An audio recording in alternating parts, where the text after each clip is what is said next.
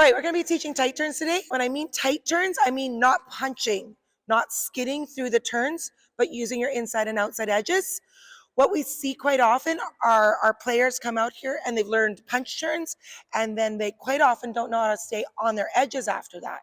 And so we have to do a lot of correction for them to stay on their edges. Edges give us better speed and flow and power. You have to be very careful about how often you use punch turns in games. So we're going to talk about that right now. So Coach Marcus, when we're talking about staying on our edges, what is it we quite commonly see? Can you show us something? If I tell a student to go do a tight turn, what is it we see?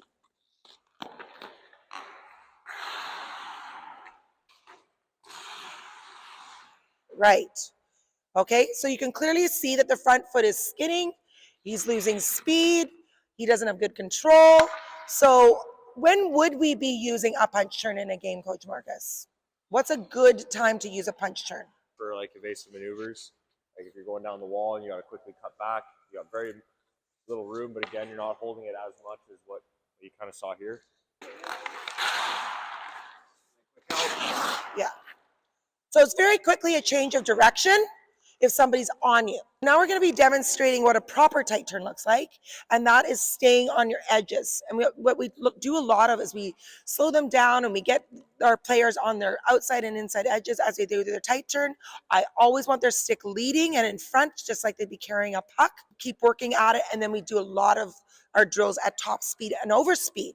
They might even lose their edge and fall, but that's what we want so that you can really get good at their edges. So Coach Marcus, can you show us maybe a figure eight of just some really nice tight turns, staying on edges?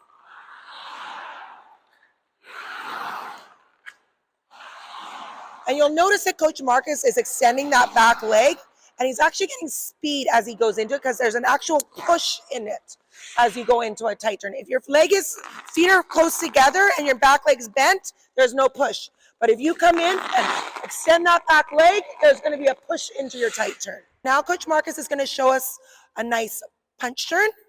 All right, and then after that, he's going to show us a proper tight turn. You'll notice how he punches on the first one just to get that nice quick back, change of direction, and the tight turn will end up being wider because he's staying on his edges.